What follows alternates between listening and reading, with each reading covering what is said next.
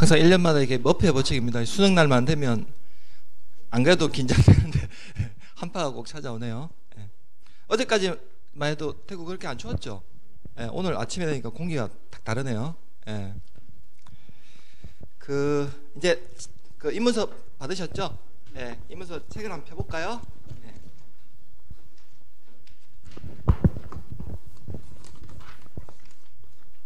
124페이지 보면 이제 부동산 공법 입문이라고 나와 있죠? 예. 이번에 저기 메가랜드 보니까 민법하고 개론은 만화 입문서하고 용어집도 받으셨죠? 예. 용어집도 가지고 다니시면서 입문서는 지금 초보들이 보기에는, 처음 공부하시는 분들이 보기에는 내용을 너무 압축을 해놨어요. 그렇기 때문에 입문서를 보시는 것보다는 용어집 있죠? 예, 용어집 들고 다니시면서 용어집 좀 보시면서 좀 익히시고 그렇게 하세요. 그리고 공법이라는 과목은 한번 들어보는데 좀 이렇게 만족하시고 법률 용어나 이런 것들을 사진이나 그림으로 조금 보여드리면 아무래도 좀 쉽거든요. 예, 그래서 말로 하는 것보다는 우리 속담에도 그런 말 있지 않습니까? 백문이 불여일견이라고. 예, 말로 듣는 것보다는 사진이나 이런 것들을 한번 보시는 게 훨씬 쉬워요. 그래서 제가 이제 올해는 제가 파워포인트를 좀 활용해가지고 사진이나 그림 같은 걸 좀 넣어서 쉽게 좀 접근할 수 있도록 준비를 했으니까요. 예. 자, 입문서는 이제 124페이지 펴두시고요. 예. 입문 과정 때는 다른 과목들도 마찬가지지만 저도 너무 진도 이렇게 나아가는 위주로 하진 않을 거고 주로 용어 설명 위주로 많이 설명해 드릴 테니까요. 예. 자, 부동산 공법의 의라고 해서 먼저 나와 있죠. 124페이지에. 자, 부동산 공법이란 과목은 이제 오리엔테이션 끝났으니까 부동산 공법이란 과목 제가 맡은 과목으로 넘으면, 부동산 공법이라는 과목은 부동산이라는 말과 공법이란 말이 결합된 합성어예요. 사실은 부동산 공법이라는 단일한 법률이 있는 건 아니고요. 부동산과 관련된 공법적인 성격의 법률을 하나로 모아서 공인중개사 시험에서 이제 과목을 만든 거예요. 공인중개사 시험 과목으로 만든 거지 공법이란 단일한 법률이 있는 것은 아닙니다. 자, 우리 공인중개사 시험에서 1차 과목은 민법하고 부동산학 개론이라는 과목이 있죠. 자, 2차 과목은 공인중개사법하고 부동산 공법, 공시법, 세법이 있어요. 자, 그러면 민법, 중개사법, 공법, 공시법, 세법이란 과목은 5개가 법률적인 과목이고요. 부동산학 개론은 조금은 학문적인 과목 성격이 강해요. 자, 민법이란 단일한 법률이 있고요. 중개사법도 중개사법이란 단일한 법률이 있고, 공시법은 다만 2개 법률을 좀 모아놨어요. 나중에 이제 배우게 되실 텐데, 부동산 등기법하고 지적법이란 과목 2가지를 묶어서 부동산 공시법이란 과목을 만든 거고요. 부동산 세법은 잘 아시죠? 예. 혹시 부동산 한번 내가 직접 매매나 이렇게 해보신 분 있습니까? 예, 사고 파는 거. 예. 내가 그 부동산을 팔게 되면 나는 어떤 세금을 내야 됩니까?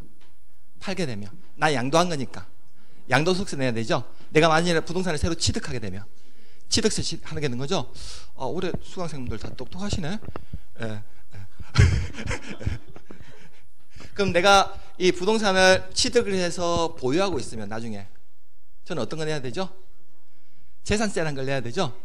재산세도 내보셨고, 혹시 여기 계신 분 중에 종합부동산세 혹시 내보신 분 있어요? 예, 종합부동산세 내시는 분들은 저랑 좀 친하게 지내세요. 그럼 시가 적어도 6억 이상의 아파트를 내가 가지고 있다는 거거든요. 예. 그러면 세금들은 이제 부동산 세법이라는 과목에서 이제 배우게 되는 거고. 예. 우리 수강생분들 초반부터 다 똑똑하시네. 예. 그러니까 이런 세금들도 사실은 주부들 입장에서는 좀 낯설어요. 왜냐하면 부동산을 매매 안 해보신 분들은 이런 세금들이 있는지도 잘 모르거든요. 그냥 공인중개사한테 다 맡겨서 해버리잖아요, 우리가 보통. 예. 그러니까 이런 내용들은 이제 우리가 세법에서 배우게 되는 거죠. 다만 5개 법률 중에서 공시법을 제외한 나머지 법률은 다 단일한 법률이에요. 근데 부동산 공법이라는 과목은 부동산과 관련된 공법적인 성격 법률 있죠. 예. 자, 그러면 우리나라에서 공법적인 성격의 법률은 총 1300여 개 정도가 돼요. 공법적인 성격의 법률을 가진 법률이요. 다만 그러면 부동산과 관련된 공법적인 성격의 법률은 총 130여 개 정도 된다고요. 130여 개. 그럼 우리가 지금 배우고 있는 부동산 공법이라는 과목은 부동산에 관한 법이에요. 예. 이 부동산에 관한 법, 공법적인 성격 130여 개 법률 중에서 우리 시험에서는 딱 6개만 출제돼요. 딱 6개만요. 예. 그리고 부동산 공법이라는 과목은 국가와 지방자치단체와 개인의 관계를 규정하는 법률이에요. 그럼 국가와 지방자치단체를 우리는 다른 말로 나중에 행정관청이라는 표현을 써요. 그러면 부동산 공법은 행정관청과 일반 개인 간의 관계를 규정하는 법률인데요. 자, 그러면 공법에 반대되는 개념은 사법이라는 개념이 있는데요. 사법이라는 것은 개인과 개인 간의 관계를 다루는 법률을 사법적인 성격이라고 해서 우리 공법과 반대적인 개념이에요. 자, 그러면 개인과 개인, 매도인과 매수인, 임대인과 임차인, 전세권자와 전세권 설정자, 이런 개인과 개인 간의 관계를 다룬 법률을 우린 1차 과목에서 이 내용을 배우게 돼요. 우리 월요일에 하나요? 네, 민법? 네. 1차 과목에 나오는 이 민법이라는 과목은 사법적인 성격으로서 개인과 개인 간의 관계를 다룬 법률이고, 우리 공법은 이와 반대되는 법이에요. 네. 국가나 지방자치단체인 행정관청과 개인 간의 관계를 다룬 법률이라고 해서 공법적인 법이라고 해요. 네. 그리고 부동산 공법이라는 과목은 행정계획법의 일종이에요. 그래서 우리 앞으로 공법을 배우게 되면서 이건 다른 말로 하나의 법의 체계라고 하는데요. 우리 공법에서 앞으로는 각종의 행정계획들, 체계들이 많이 나오게 돼요. 네, 이런 것들을 다룬 법률이에요.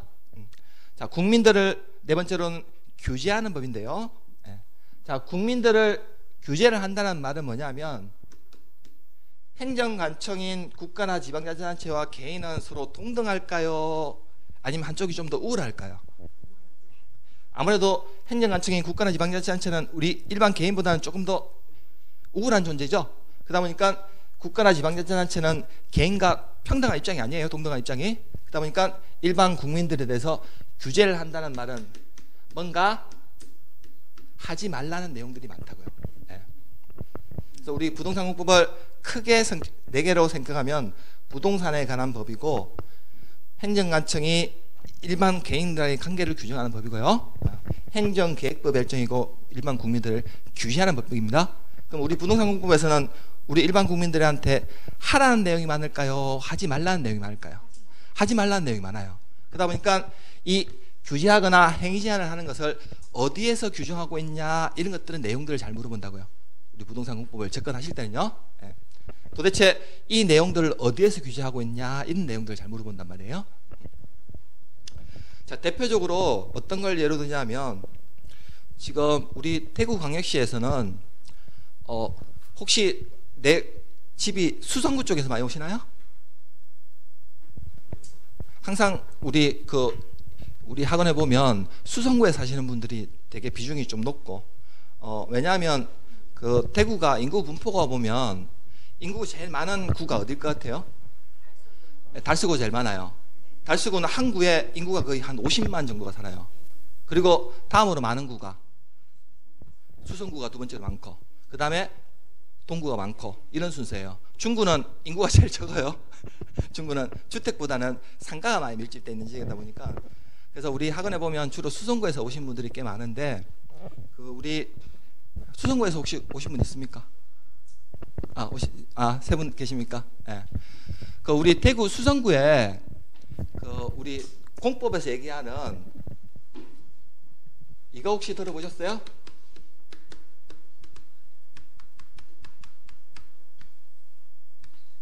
투기과열지구라는 얘기 들어보셨나요? 수성구에? 네. 처음 들어본 용어는 아니시죠, 이거? 네. 대구 수성구에 대구 유일하게 투기과열지구라는 게 지정돼 있어요. 자, 투기과열지구는 뭐냐면 여기는 주택의 투기가 너무 과열돼 있으니까 과열된 것을 조금 식히기 위해서 뭔가 우리 주택법에서 공법에서 나온 나중에 주택법에서 투기과열지구라는 것을 지정하게 됐는데, 이 투기과열지구가 지정이 되고 나면 앞으로 투기과열지구 내에서 건설 공급하는 주택의 입주자로 선정된 지위, 이걸 우리가 일상적으로 분양권이라는 표현을 쓰나요? 이 분양권은 일정한 기간 동안 내가 분양권을 취득하고 이걸 다시 다른 사람한테 대파는 이 전매 제한을 받게 된다고요. 이 분양권에 대해서 이거 하지 말라고 딱 규정해 놨어요. 만일에 이 분양권 전매 제한을 위반하게 되면 국가나 지방자치단체는 이 분양권 전매 제한을 위반한 사람한테 3년 이하의 징역 또는 3천만 원 이하의 벌금에 처하거든요. 이런 식으로 공법에서는 이렇게 국민들을 규제한단 말이에요. 이런 내용들을 이제 우리가 부동산 공법이라는 과목에서 이제 하나씩 배우게 돼요. 근데 만일에 달서구에서는 만일에 내가 분양권을 취득하게 되면 이거 얼마든지 다른 사람한테 매매하거나 대파는 거 얼마든지 가능해요. 달서구에서는. 근데 수성구에서는 이것을 딱 금지시켰단 말이에요. 투기과열지구를 딱 지정해서요. 이런 내용들이 이제 대표적으로 국민들을 이제 규제하는 법이다라고 해서 공법적인 성격이 있는 법이라고 합니다. 자, 124페이지 보니까 그게 나와 있죠.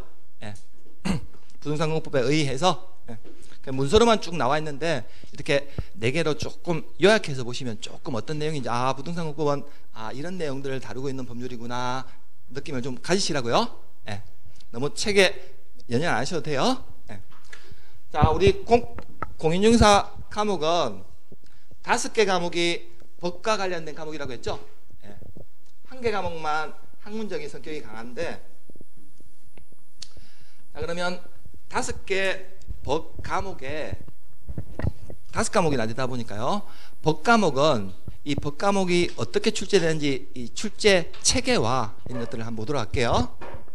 자, 우리나라의 대한민국에 현존하는 최상위 법률은 대한민국 헌법이라는 게 있죠. 자, 이 헌법을 뒷받침하기 위해서 법률이라는 것을 제정을 해요. 자, 내년 4월 달에 이 사람들 뽑는 선거 있죠? 이 법률이라는 것은 우리 국회에서 입법을 하게 됩니다. 그래서 국회가 입법권이 있는 거죠. 그럼 국회에서 제정된 이 법률을 뒷받침하기 위해서 시행령이라는 것을 제정을 해요.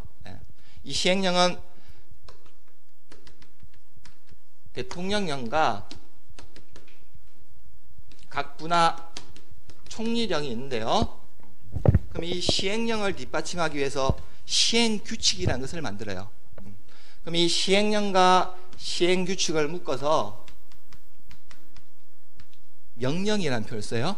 자, 그러면 우리 이 법과 시행령, 시행규칙을 뒷받침하기 위해서 각 지방자치단체에서는 조례라는 것을 제정을 해요. 자, 그럼 우리 법과목 5과목에서 출제되는 것은 대한민국 헌법은 우리 부동산 공법에서는 출제를 안 하는 법이고요. 우리 시험에 출제되는 범위는 국회에서 제정된 법률과 그리고 시행령과 시행규칙 있죠. 그래서 우리 시험에 출제되는 범위는 국회에서 제정된 이 법과 명령, 이걸 2개를 묶어서 법령이라는 표현을 써요. 법령. 법하고 이 명령 파트에서만 출제가 되지 헌법이나 지방자치단체 조례에서 제정된 이 조례는 우리 시험에 절대 출제할 수가 없어요. 왜냐하면 서울에서 만든 조례하고 대구광역시에서 만든 조례하고 똑같을까요, 틀릴까요? 지역적 특성이 다르기 때문에 틀려요. 그렇기 때문에 절대 조례는 우리 시험에 출제를 할 수가 없어요. 조례에 대해서는요. 우리 법과목 5과목에서 출제되는 범위는 국회에서 제정된 법률과 시행령, 시행규칙 파트에서 출제가 되는 거지 절대 조례나 헌법에서는 출제할 수 없습니다. 그리고 우리가 보통 과목 공부할 때 이 국회에서 제정된 법률 공부하는 데만 하더라도 보통 2개월 걸려요. 근데 조금 더 깊은 내용까지 공부하게 되면 이 시행령 파트에서도 공부를 하고요. 그리고 올해 시험 문제가 아주 어려웠다 하면 어디서 출제되느냐면 바로 시행규칙 파트에서 출제되거든요. 그 시행규칙 파트에서 몇 문제가 이제 출제되다 보면 문제가 아주 어렵게 느껴지는 거예요. 그러다 보니까 우리가 주로 법과목 5과목 공부할 때는 국회에서 제정된 법률과 시행령 위주로 공부하고 시행규칙은 공부는 거의 안 합니다. 예. 시행규칙 파트에서 나오는 것은 가감하게 아까 문제 출제 비중에서 상문제에 해당하거든요. 그 파트에서는 가감하게 버려버려야 돼요. 이 파트에서 출제되는 건요. 자, 부동산 공법이라는 과목은 총 부동산과 관련된 공법적인 성격 법률 6개를 묶어놨다고 했죠? 예. 그럼 우리 시험에 나오는 부동산 공법은 총 6개 법률이 있는데요. 예. 자, 이제 책에 한번 살짝 메모를 해볼까요? 거기 우리 요약집 앞에 보시면 목차 있나요?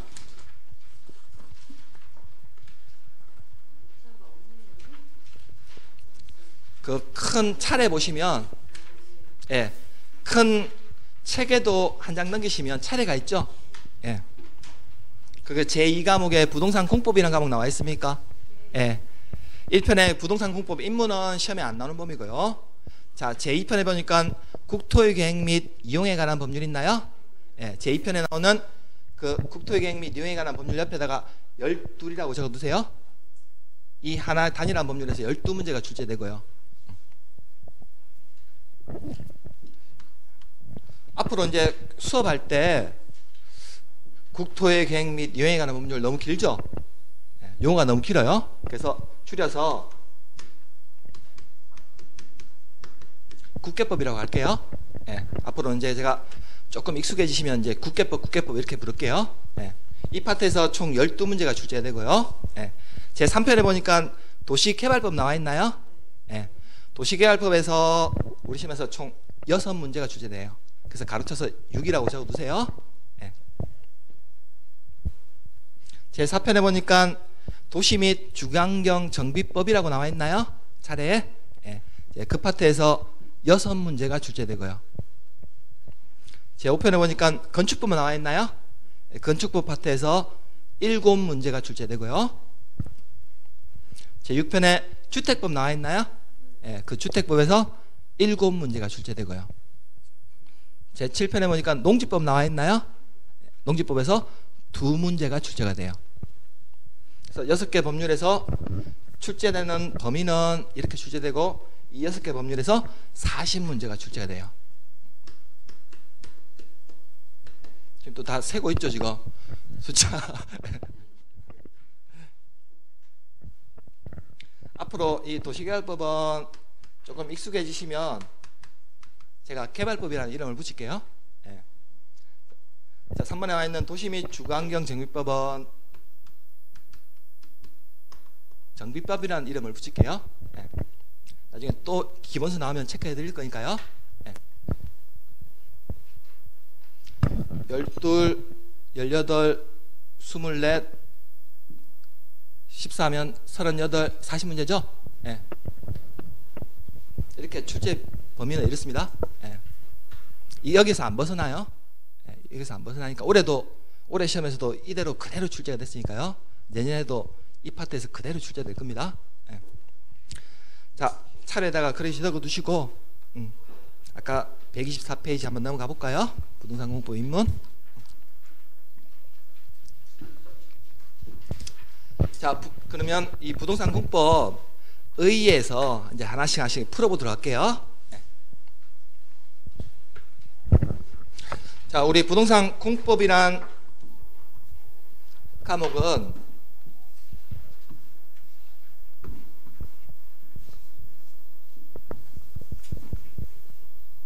아까 첫 번째로 그 의의에 보니까 부동산에 관한 법이라고 했죠? 네. 자, 부동산에 대한 정의에 대해서는 조금 배우셨나요? 민법 제 99제 보면 토지와 그 정착물을 말한다라고 나와 있죠. 예.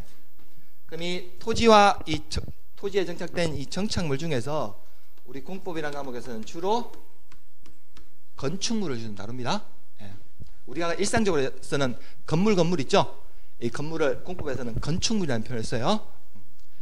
자, 그러면 토지와 관련돼서는 총 나오는 문제가 아까 우리 국계법, 개발법, 정비법, 농지법은 주로 토지를 다룬 문제예요.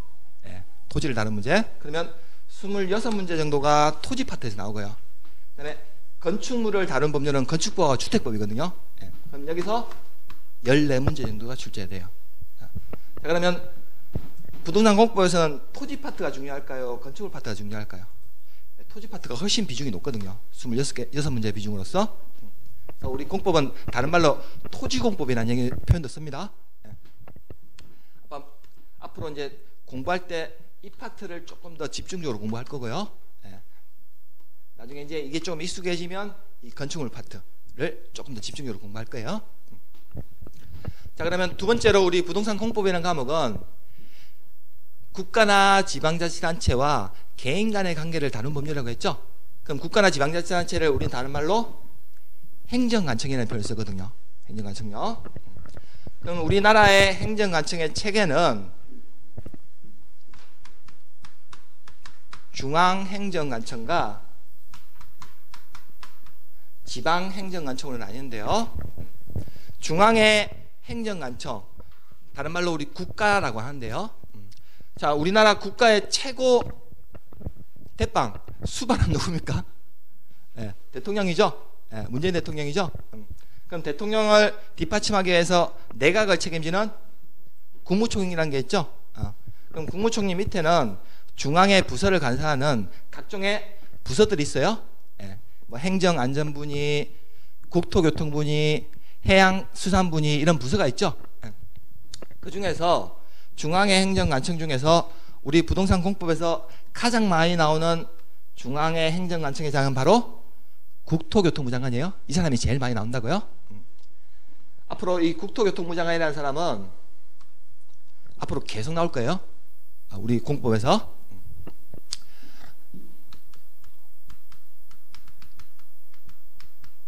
그리고 그 지방자치나 이런 것들을 담당하는 분이 행정안전부라고 하거든요.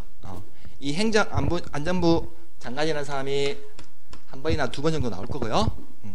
그리고 바다나 수산자원 있죠. 바다.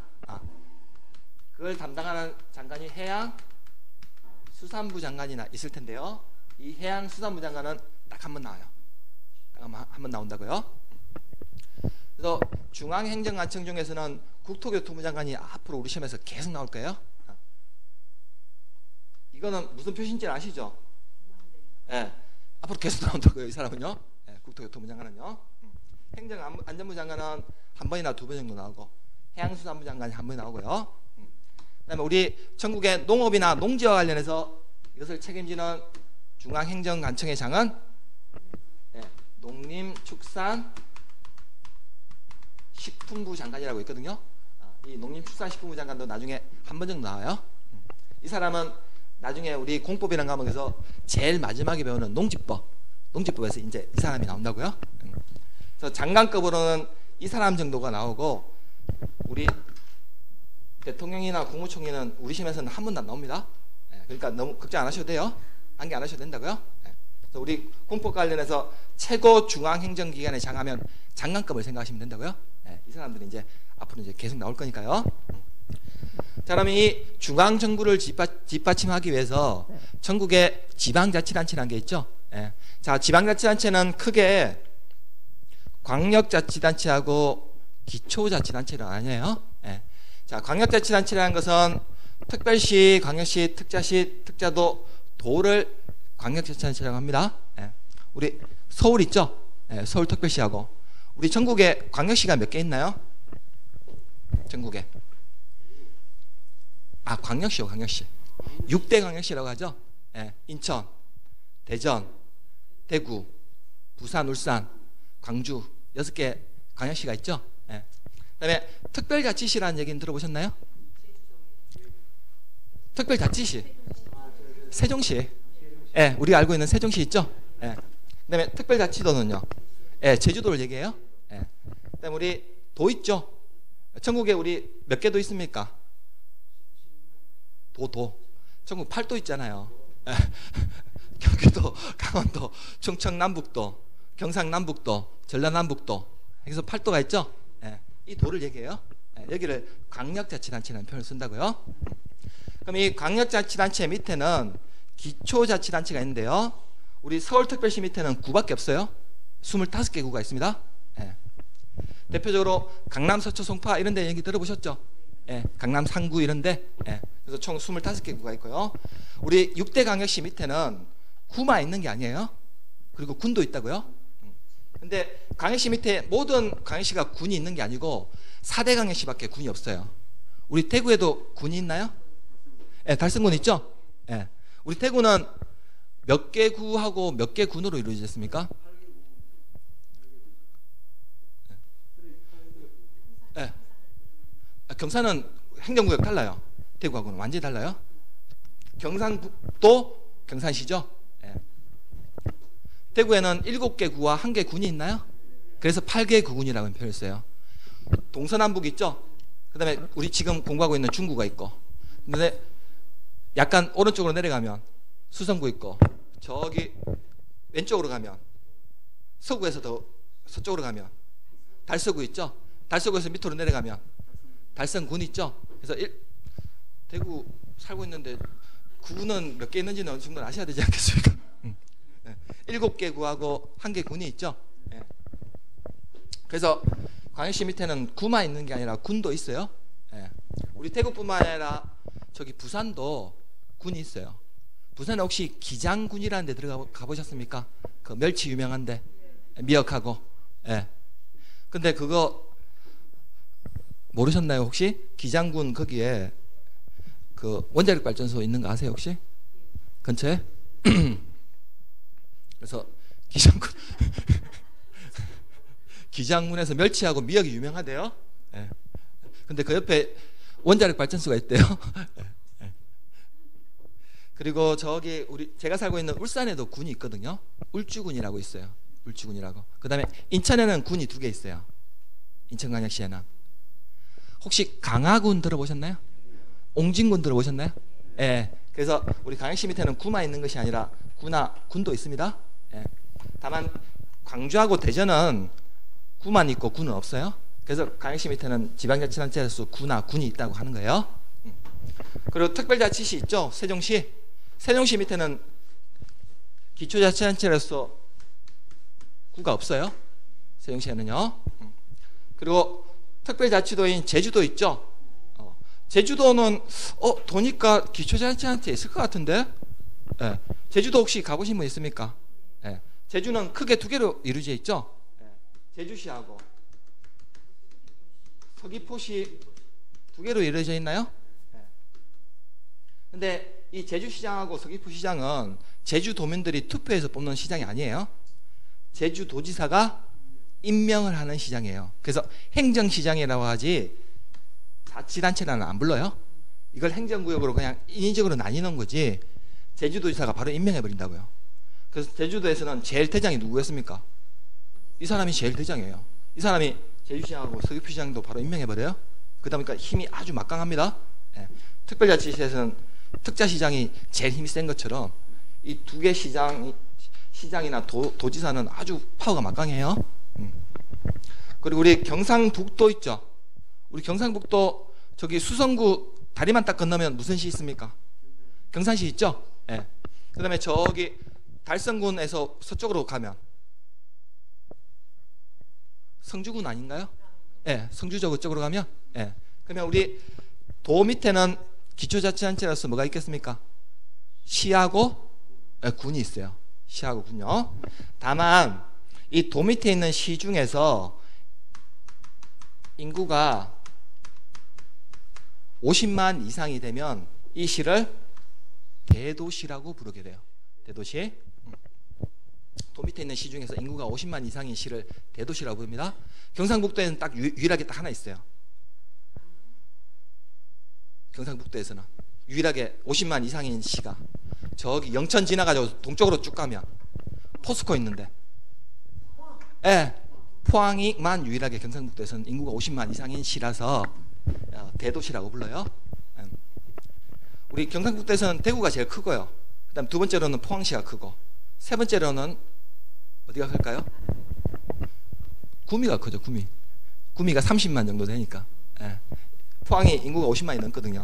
그래서 포항시 같은 시를 대도시라 불러요.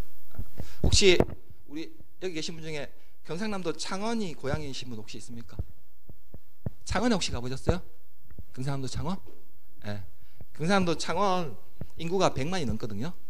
통합 창원시가 되면서 마산하고 창원 진해를 통합해서 하다 보니까 이런 창원시 같은 데를 대도시라고 불러요. 이런 대도시에는 구를 둘 수 있거든요. 인구가 25만이 되면. 그래서 포항시에 가면 포항시가 저기 호미곶 이런 데 가보셨나요? 구룡포항 이런 데 가보셨나요? 거기가 남구고요. 예, 남구고 좀 북쪽으로 가면 북구 이렇게 해서 포항시가 남구 북구 이렇게 두 개 나뉘어진 이유가 인구가 50만 이상이 되면 25만마다 하나의 구를 둬야 되거든요. 25만이 넘게 되면. 그래서 이 대도시에는 구를 둘 수 있는데 이 구청장은 주민들이 투표해서 뽑는 구청장이 아니고 대도시장이 바로 임명하는 시장이에요. 그래서 대도시에 밑에 있는 이 구도 기초자치단체라고는 부르진 않아요. 네. 그래서 지방자치단체는 광역자치단체인 특별시, 광역시, 특자시, 특자도 도를 우리 나중에 공부할 때는 시도라고 불러요. 그럼 이 지역의 장들을 시도지사라고 불러요. 그래서 이 사람들은 바로 특별시장, 광역시장, 특자시장, 특자도지사, 도지사를 시도지사라고 부르고요. 이 광역자치단체 밑에 있는 기초자치단체는 도 밑에 있는 시, 군, 구가 있죠. 네, 그래서 시장, 군수, 구청장을 기초자치단체장이라고 불러요. 네. 우리 2018년도에 전국 지방자치단체장 선거했었나요? 관심이 없으신가요? 다들 정치에? 우리가 전국의 지방자치단체장 선거할 때 이 사람들 뽑았던 거잖아요.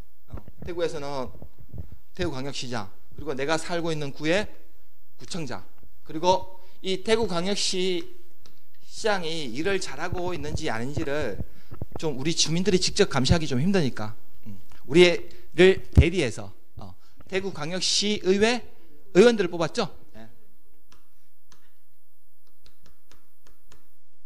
그리고 이 구청장이 일을 잘하고 있는지 아닌지를 우리가 직접 감시하기는 힘드니까 말이죠. 이들을 견제하기 위해서 구의원 선거에서 했었죠. 우리가 지방자치단체 선거할 때 이 사람들 뽑는 거잖아요. 다만 내년에는 이제 국회에서 이제 우리 국민들과 관련된 입법권을 가진 이제 국회의원 선거가 내년에 있는 거고요. 그래서 주변에서 우리 공인중개사의 업무를 잘 대변하는 사람들을 뽑으시기 바랍니다. 그래서 이런 행정관청과 우리 일반 국민들의 관계를 규정하는 법이라고 해서 부동산 공법이라는 표현을 써요. 그래서 행정관청의 체계 정도는 조금 기억해 두세요. 이 정도는. 나중에 이제 이 사람들이 각종의 어떤 권한들을 가지거든요. 권한들을 가지는데 올해 시험에서 이들을 뭐 틀리게 냈던 시험 문제는 한 문제도 안 나왔어요. 그렇기 때문에 너무 나중에 권한자 이렇게 너무 기억 안 하셔도 돼요. 공법에서 나중에 공부하시다 보면 제일 질리는 게 어떤 건 국장이 나왔다가 어떤 건 시도지사가 나왔다가 어떤 건 시장구수구청장이 나왔다가 막 이제 머리가 복잡해진다고요. 나중에 공부가 좀 되시면요. 때문에 권한자에 대해서는 너무 걱정하지 마시고 올해 시험에서도 한 문제는 출제 안 했으니까 이런 파트에서는요. 다만 행정관청의 체계가 이 정도로 돼 있다 정도만 한번 봐두세요. 나중에 이 과정은 또 반복해서 할 거니까요.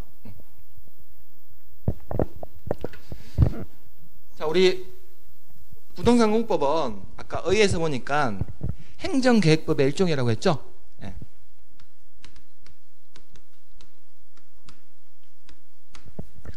자, 앞으로 우리가 배우게 되는 각종의 행정계획들은 중에서 이 행정계획은 첫 번째로 비구속적인 행정계획하고 구속적인 행정계획 두 개로 나뉠 텐데요.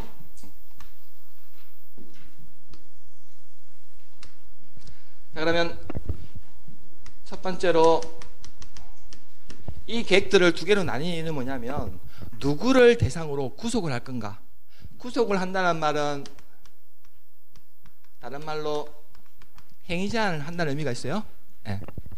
자, 그럼 비구속적인 행정계획은 상급에 있는 행정관청이 이 계획을 수립하게 되면 하급 행정관청은 행위 제한이나 구속을 받는 계획이라고 해서 비구속적인 행정계획이라고 하고요. 다만 일반 국민들에 대해서는 행위 제한이나 구속적이 없다고 해서 비구속적인 행정계획이라는 표현을 써요. 그리고 구속적인 행정계획이란 것은 행정관청뿐만 아니라 상급행정관청이 하급행정관청뿐만 아니라 일반 국민들까지도 구속을 한다고 해서 구속적인 행정계획이라는 표현을 써요. 자, 그럼 절차상에서도 두 가지가 좀 차이가 나는데, 비구속적인 행정계획은 절차상에서 수립해서 승인하는 절차가 있고요. 구속적인 행정계획은 입안에서 결정하는 절차가 있어요. 용어가 좀 달라진다고요. 자, 세 번째로 주민의 의견 청취를 할 때도 이 비구속적인 행정계획은 계획을 수립을 할 때 수립 단계에서부터 주민의 의견 청취를 공청회 방식으로 하고요. 이 구속적인 행정계획은 주민의 의견 청취를 공고해서 열람하는 방식으로 해요. 두 개가 좀 달라진다고요.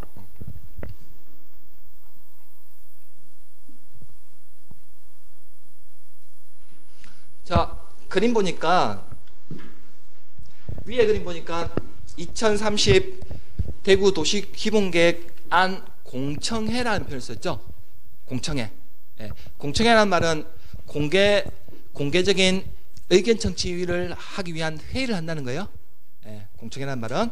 자, 그러면 2030 대구 도시기본계획 공청회를 할 때는 구속적일 때 공청회를 합니까? 비구속적인 행정계획일 때 공청회를 합니까? 비구속적인 행정계획일 때 공청회라는 표현을 쓴다고 했죠? 그래서 이렇게 비구속적인 행정계획을 할 때는 지금 발표자들이 앞에 나와 있고 주민들이 여기서 의견을 청취하고 있죠. 근데 이 주민들 나중에 공청회 이들이 발표하고 난 다음에 질문이나 의견 청취할 수 있어요. 근데 이때는 이 의견 청취하는 것에 대해서 안 받아들여져요. 자, 공고 열람이라는 것은 어떤 계획일 때는 공고 열람이라는 표현을 쓴다고 했습니까? 구속적인 행정계획일 때는 공고 열람 방식을 통해서 의견 청취를 한다고 했죠. 자, 공고 열람은 어떤 이런 구속적인 행정계획을 열람 공고한다라고 기간이나 장소 이런 것들을 표기해야 돼요. 그래서 이걸 나중에 인터넷 홈페이지나 일간 신문에다가 일반 시민들이나 이해관계자 시민들이 볼 수 있도록 이걸 열람시켜 놓는다고요. 그럼 이 기간 동안 누구나 자유롭게 의견을 제출할 수 있어요. 그럼 이 의견이 제출된 것이 타당하다고 인정되면 이거 반영을 해줘야 됩니다. 그래서 비구속적인 행정계획은 나중에 주민의 의견 청취를 이렇게 공청회를 하고요. 구속적인 행정계획에 대해서는 이렇게 공고 열람 방식을 통해서 의견 청취합니다. 자, 네 번째로 행정 쟁송을 한다는 말의 의미는 뭐냐면 이 계획이 수립됨으로 인해서 일반 국민들에게 피해를 보거나 하게 되면 우리 일반 국민들은 이 행정관청을 대상으로 해서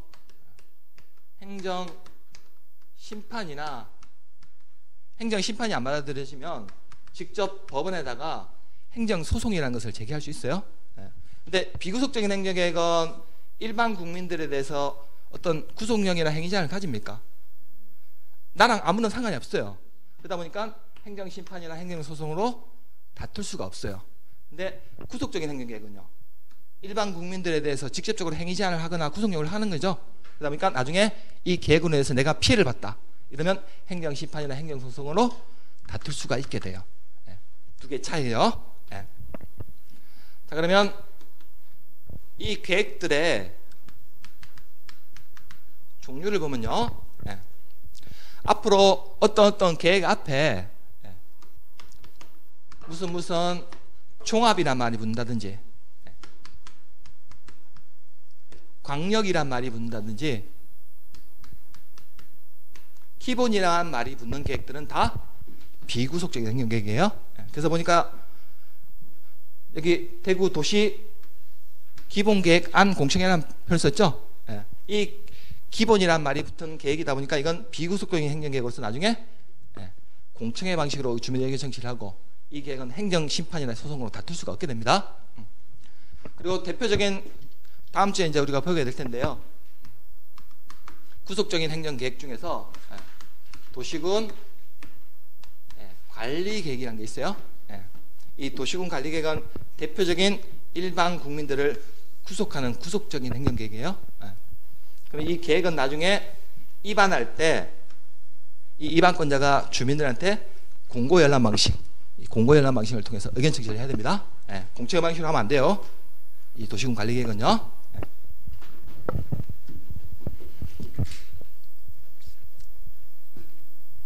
지금 아까 앞에 설명했던 것들을 하나씩 좀 풀어드리는 겁니다. 나중에 이제 그 우리 요약집에도 아마 뒤에 나와 있을 거예요. 그 내용이요. 127페이지에 나와 있나요? 네, 127페이지에 그 밑에 나와 있는 내용들을 이걸 입문과정 때 좀 기억하고 가시면 이 종중에 이런 말이 붙은 계획은 비구속적인 행정계획, 이 계획은 구속적인 행정계획을 조금 나중에 1월달, 3월달 가서 좀 쉽게 접근을 하시라고요. 네.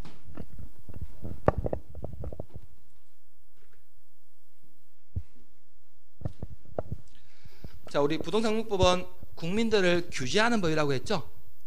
규제를 한다는 말은 행시를 한다는 말이 있는데요.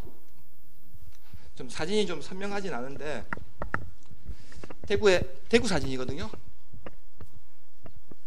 대구에서 가다 보면 저 내거리에 우리 대구에서 아파트 제일 비싼 데 있나요?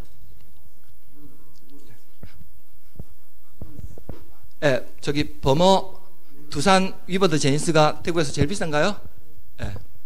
그 사거리입니다 지금.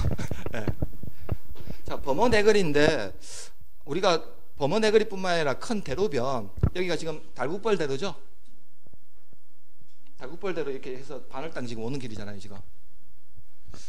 대구에 관심이 없으신가요? 대구 저기 수성구 끝에서부터 저기 달서구까지 우리 대구를 횡단하는 이 도로 이름이 달국벌대로 아닌가요? 이 반월당을 지금 간통하고 있는? 대구에 대해서 좀 공부를 했습니다. 범어 내거리인데 우리 범어 내거리나 이런 큰 대로변 가면 어떤 지역은 이렇게 건물이 좀 높게 지어져 있고 이 지역은 보니까 이 지역에 비해서 조금 건물이 좀 낮은 지역이 있죠. 자, 그러면 어떤 지역에서는 이렇게 아파트를 고층 아파트를 지어서 높게 건축할 수 있는데 이 지역에서는 주로 보니까 선명하진 않지만 좀 단독주택 같은 게 좀 밀집해 있겠네요. 그리고 저 멀리 보니까 산이 이렇게 있네요. 왜 이렇게 돼 있지? 이렇게 혹시 의문을 가지고 보신 적 없습니까?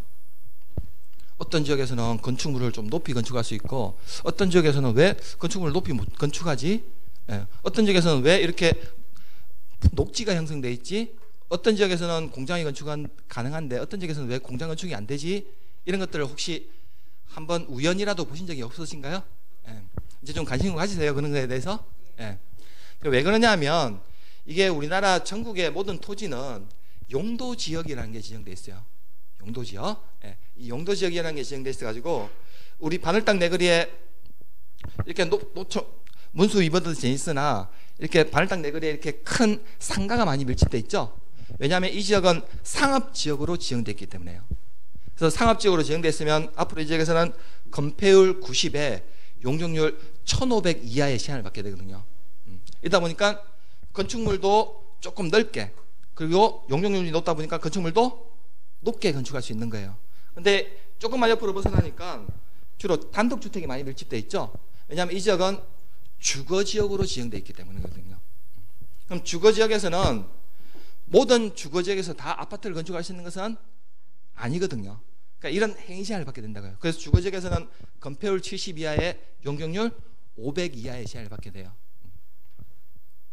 자, 저기 멀리 보니까 저기는 산이라 이렇게 형성돼 있죠. 그래서 여기는 녹지지역으로 지정돼 있기 때문에요. 그래서 녹지지역에서는 건폐율 20에 용적률 100 이하의 시한을 받게 돼요.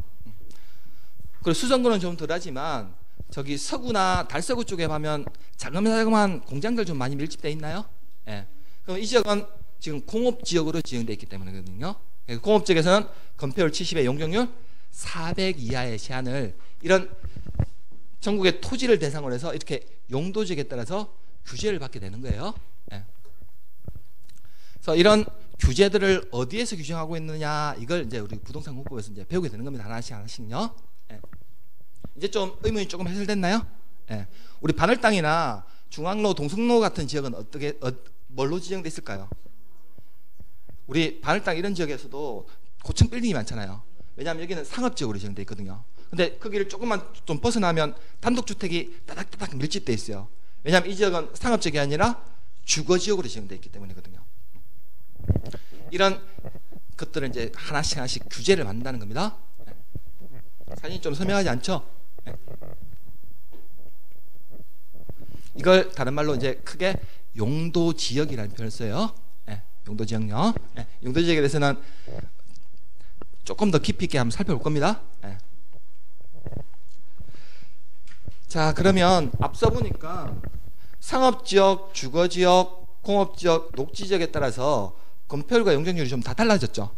상업지역이 건폐율과 용적률이 좀 높고, 주거지역이 거기보다는 좀 낮고, 그 다음에 공업지역, 녹지지역은 되게, 녹지지역은 아까 20에 100밖에 안 됐었죠. 자, 그러면 이 건폐율과 용적률은 나중에 시험에서도 되게 중요한 내용이고 아주 기본적인 내용이니까 한번 보도록 할게요.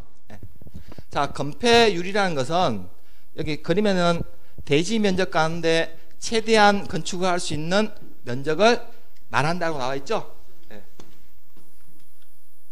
이게 이제 우리가 공법이라는 과목에서 나중에 배우게 되는 건폐율에 대한 개념인데요. 자, 건폐율의 정확한 개념은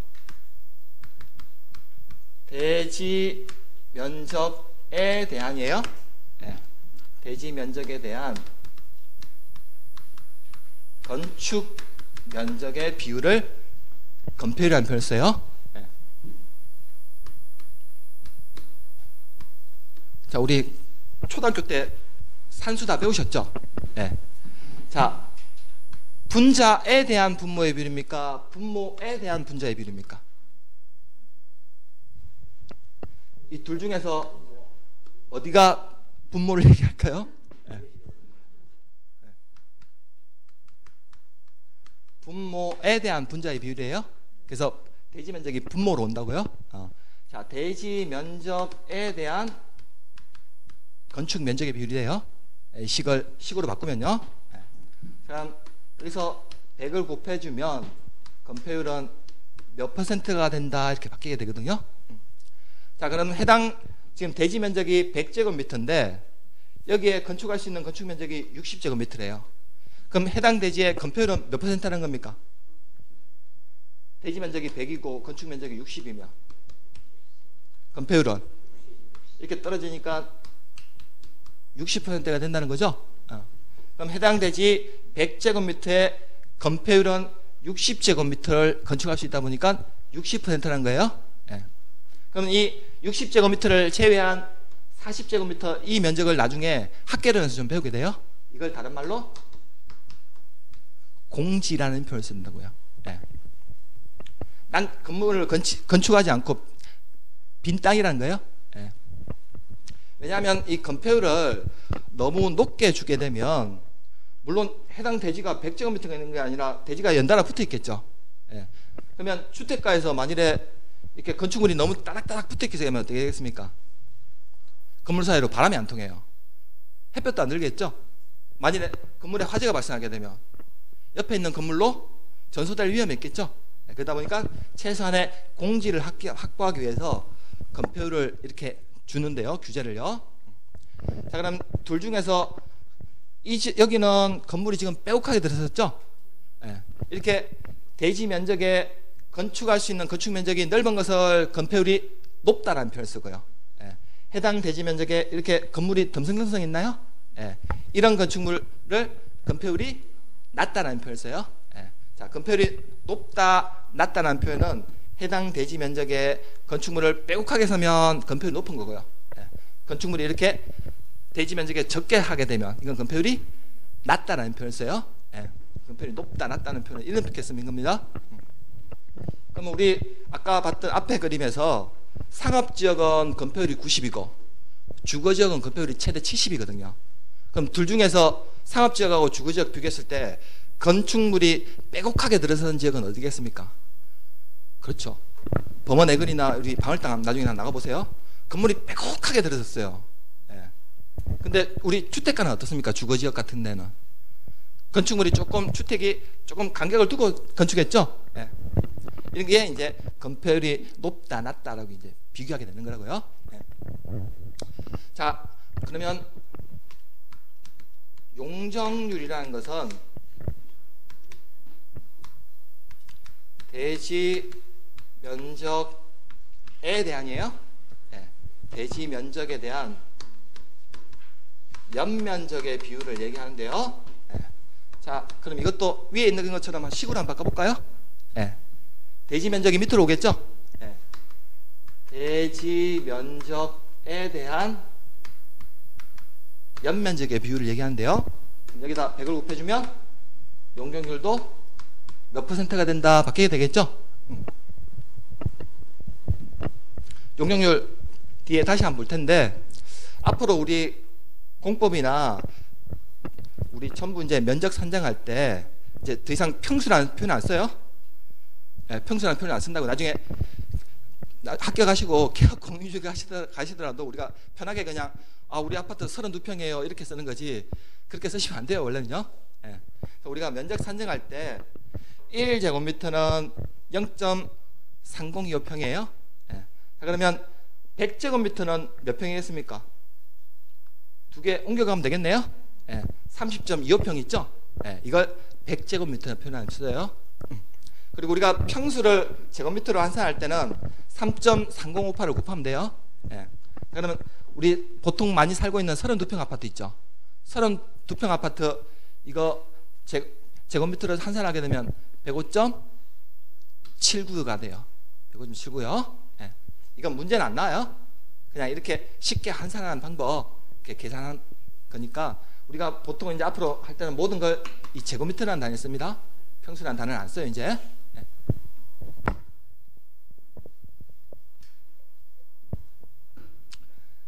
자, 그러면 연면적 용적률이 개념은 이런데, 자, 그러면 건폐율과 용적률에 대해서 조금 더 그림으로 자세히 한번 알아볼까요?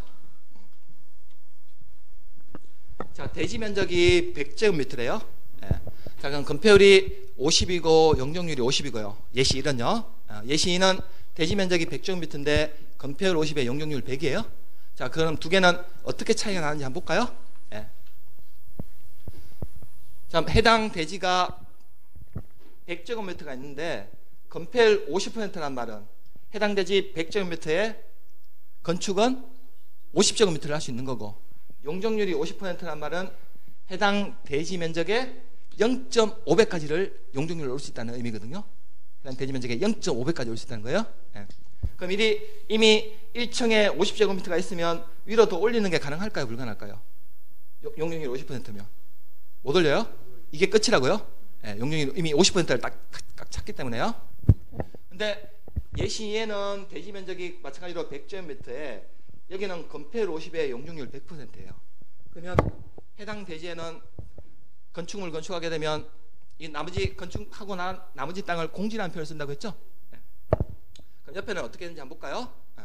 건축 면적 50제곱미터에 1층 건축물 건축하고 용적률이 100%니까 50을 더 올릴 수 있겠죠? 이렇게 2층이 건축이 가능하다고요.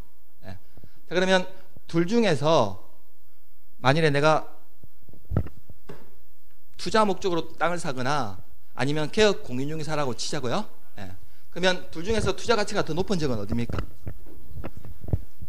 투자 가치가 더 높은 지역은 어딜까요? 땅값이 더 비싼 지역은 이게 더 땅값이 더 비싸겠죠? 왜냐하면 여기는 50제곱미터에 1층밖에 건축이 안 돼요. 그럼 여기는 2층까지 건축이 가능하네요. 그럼 이게 더 수익성이 높고 투자 가치가 높은 땅이겠네요. 네. 이해되십니까 이거? 네. 그러면 건폐율과 용적률은 우리 시험에서도 참 중요한 내용이지만 나중에 투자할 때도 참 중요한 내용이에요. 네. 그럼 용적률이나 건폐율이 낮은 데 투자해야 되겠습니까? 높은 데 투자해야 되겠습니까? 높은 데 당연히 투자해야죠. 높은 데 투자해야 나중에 건물을 높이 지어서 내가 이걸 임대를 주거나 분양을 하거나 이를 해야 되겠죠. 예. 그렇기 때문에 항상 건폐율의 용적률은 돈과도 관련된 문제예요. 예. 투자와도 관련된 문제니까 이걸 이제 단순히 시험 공부한다고 생각하지 마시고요. 예. 자, 용적률 한 번 더 자세히 한번 볼까요? 나머지는 공지라고 한다고 했죠? 자, 용적률을 좀 자세히 보면, 자, 여기가 지표면인데, 이거 B12는 뭔지 아시죠? 예, 지하를 얘기해요. 예. 이게 B가 그 베이스먼트 줄임말이에요. 예. 그 지하 2층에 지상 5층인 건축물이 있어요. 예. 자, 그러면 이 건축물에 원래 연면적이라는 것은 지하층을 포함해요. 예. 원래 순수한 연면적의 의미는 지하층을 포함한 건축물의 바닥 면적의 합계를 연면적이라는 표현을 써요. 지하층을 포함 아니에요. 그럼 이 건축물의 전체 연면적은 얼마입니까 원래? 순수한 연면적에서는 이 건축물의 순수한 연면적에서는 700제곱미터예요. 예. 바닥이 하나, 둘, 셋, 넷, 다섯, 여섯, 7개죠. 예. 지하층을 포함한 각층 바닥 면적 합계를 순수한 연면적이라는 표현을 써요.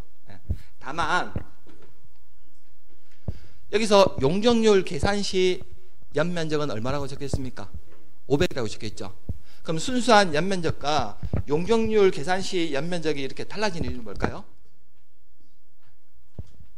왜 이렇게 순수한 건축물의 연면적과 용적률 계산 시 연면적이 이렇게 달라지냐 하면 나중에 용적률 계산할 때 제외하는 면적 때문에 그래요. 용적률 계산할 때만 제외하는 면적 때문에 그래요. 자, 용적률 계산할 때 이 지하 1층, 2층 있죠? 지하층은 몇 층이어도 상관없어요? 근데 용적률 계산할 때 이 지하층 면적은 용적률 산정할 때만 제외시켜버려요. 용적률 계산할 때만요. 자, 그러면 우리 지표에서 지상은 우리 눈에 보입니까? 안 보입니까? 지상은 눈에 보여요. 근데 지하는? 지하 눈에 보이는 사람은 저 병원 가셔야 돼요. 지표에서 봤을 때 지하가 눈에 보이신 분들은 소모저나 엑스맨 같은 사람이나 볼 수 있지 일반 사람들은 지하 안 보여요. 예. 그렇기 때문에 지표면에서 봤을 때 보이는 면적 있죠? 이것만을 연면적으로 산정해요. 용적률 계산할 때만. 예. 용적률 계산할 때만요. 예. 그리고 우리 지상에 설치된 주차장 있죠? 예. 요즘 아파트 보통 다 지하로 들어가 버리는데 지상에 설치한 부속용도의 주차장 있죠? 이 주차장 면적도 나중에 용적률 계산할 때 제외시켜 버립니다.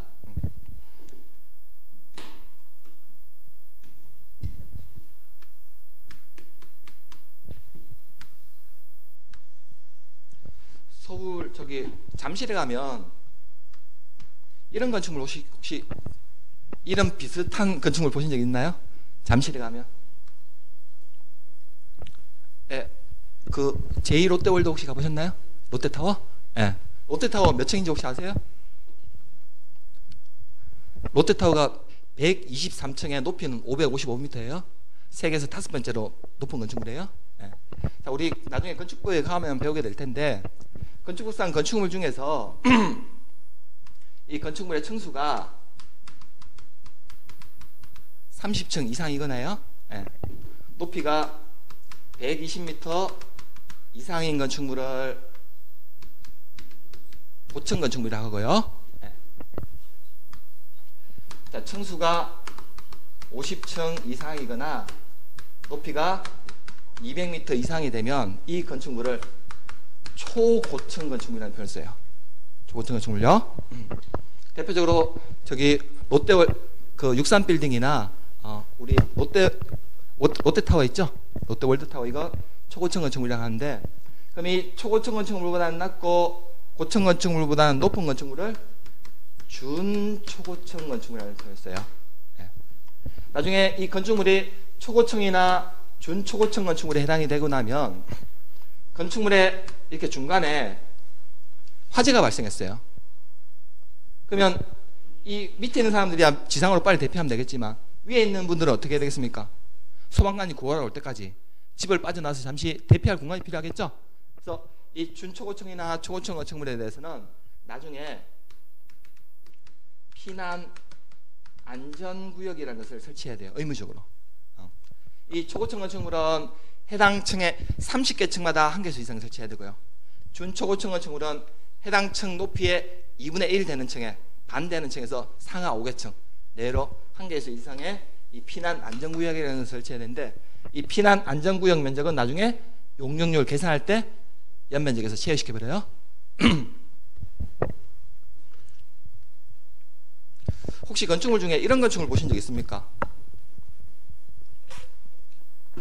우리 11층 이상의 빌딩 이런 건축물 보면, 빌딩 옥상에 보면 이런 표시 있죠. 평지붕일 때 빌딩 같은데 이렇게 옥상에 보면 이거 헬리포트라는 표를 써요. 네. 헬기 이렇게 내려앉는 곳이죠. 만약 이런 건축물에 평지붕이면 상관없는데 이 옥상이 경사졌대요. 그러면 여기에 헬리포트 설치가 가능할까요? 불가능해요. 그러면 나중에 이런 건축물에 중간에 이렇게 화재가 발생했대요. 그러면 밑에 있는 분들이야 빨리 지상으로 대피하면 되겠지만 위에 있는 분들은 어떻게 했습니까? 집을 나와서 빨리 옥상으로 가야 되겠죠. 소방관이 구하러 올 때까지. 그럼 나중에 경사 지붕 아래 이 대피 공간이라는 것을 의무적으로 설치해야 돼요. 그럼 이 경사 지붕 아래 설치하는 이 대피 공간 면적 있죠? 이것도 나중에 용적률 계산할 때 제외시키는 면적이에요. 용적률 계산할 때는요. 이걸 나중에 이제 이런 내용들을 하나씩 이제 건축법에서 배우게 돼요. 건축법에서요. 그림으로 보니까 좀 쉬우신가요? 예. 나중에 이제 롯데타워는 제가 나중에 사진을 한번 보여드릴게요. 예. 현재는 국내에서 제일 높은 건축물이죠. 높이가 555m 된답니다. 옥상 가서 보면 전망대 가면 다리 후들들 하겠네요. 예. 자, 이런 내용들은 이제 건폐율, 용적률 해서 조금 이제 이런 규제를 받는다고요. 예.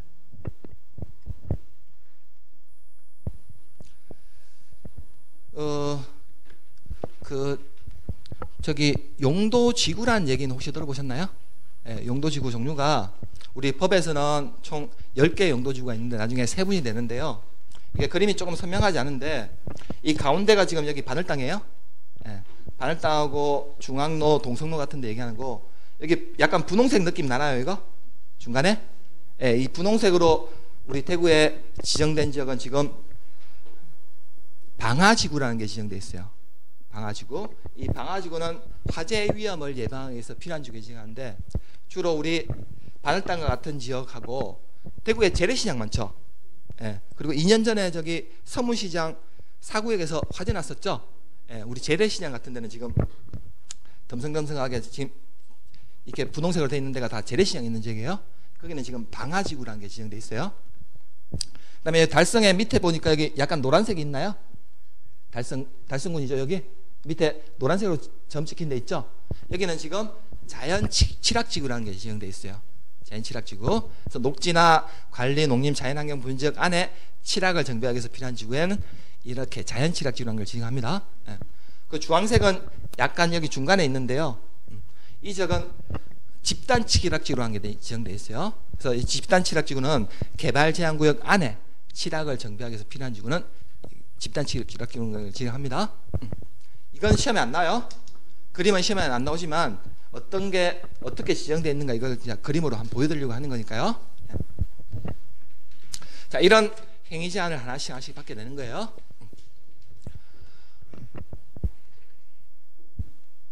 한 시간 됐나요? 그럼 잠시 쉬었다가 다음 설명 한번 보도록 할게요.